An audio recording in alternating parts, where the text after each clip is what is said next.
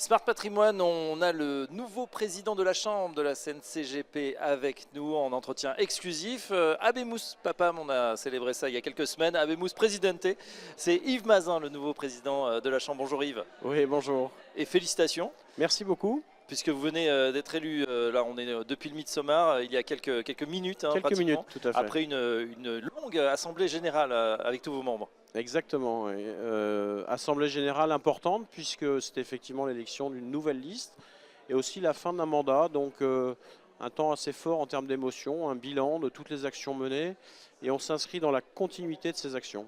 Oui, alors justement, discours émouvant de Julien Serracchi, le sortant, après 2 mandats, donc qui vous passe le flambeau. Quels vont être, Yves Mazin, les enjeux justement de la CNCGP ou votre feuille de route pour ces prochaines années?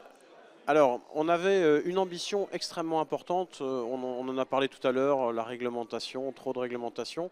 L'ambition, c'est l'accompagnement 360 des cabinets, c'est-à-dire à toutes les étapes de la vie d'un cabinet, que les moyens de la Chambre puissent permettre de donner des outils simples et adaptés pour que tout CGP puisse progresser dans l'état actuel de son cabinet assez sereinement.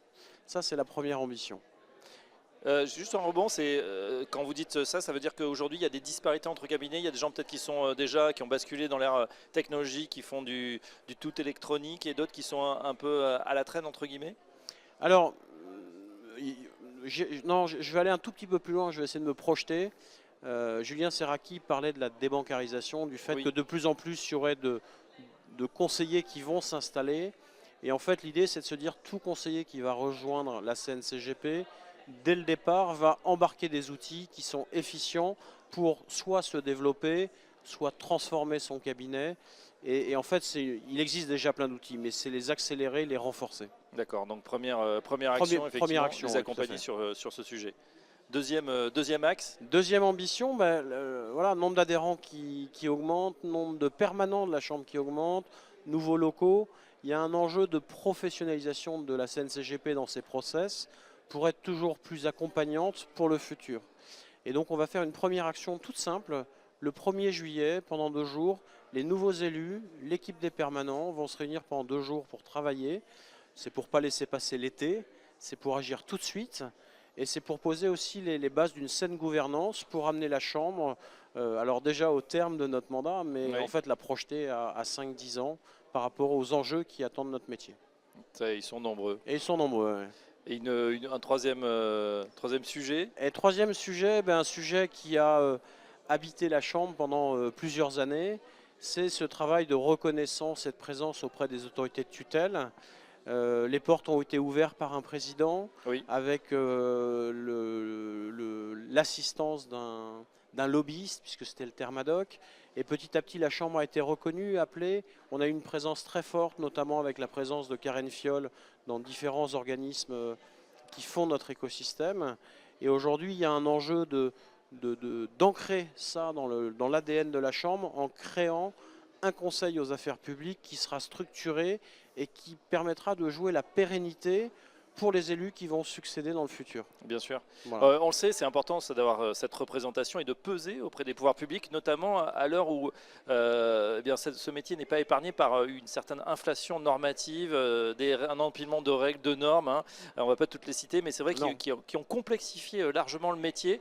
On parle beaucoup de simplification, mais on a l'impression que plus on parle de simplification et plus c'est compliqué. Alors, le terme simplification, c'est un terme qui est assez récent et qui est rentré dans le vocabulaire européen post-élection de Donald Trump. Et ça, c'est peut-être la tendance de fond pour demain.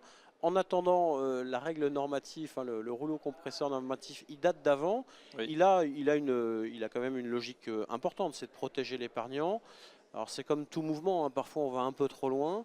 Moi j'ai bon espoir que, fort de ce qui se passe au niveau européen, on arrive à revenir sur certaines normes et à les rendre plus pratiques. Il ne s'agit pas de les supprimer, mais de les rendre plus applicables.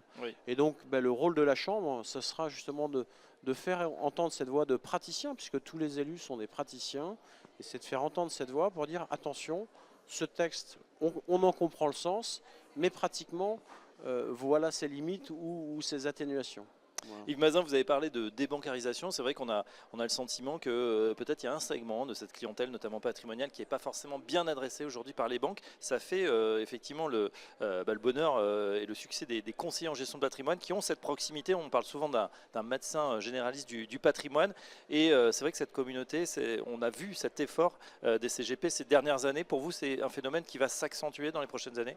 Alors oui, à bien des égards, et quand on prend toute la chaîne du métier, déjà il y a un phénomène nouveau, c'est qu'on est passé de 3-4 masters en gestion de patrimoine à plus d'une cinquantaine.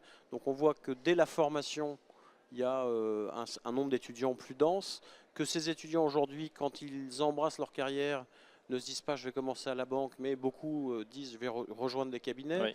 Parallèlement, on en a parlé ensemble, les cabinets ont grossi en taille, ont grandi. Donc avant, quand il y avait un cabinet avec 1-2 personnes, c'est difficile de recruter.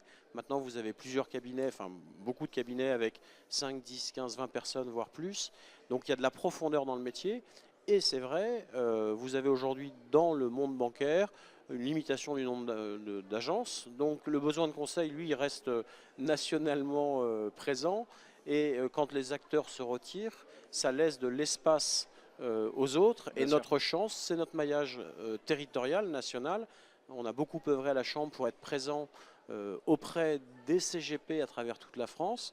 Et donc ça laisse présager, je vais me permettre de paraphraser notre président devenu sage, président sortant Julien Serraki, on est vraiment dans l'âge d'or du conseil en gestion de patrimoine. Ouais, c'est vrai. Et en plus, on parle de la fin des agences bancaires, même d'ici très peu de temps, d'ici 2030.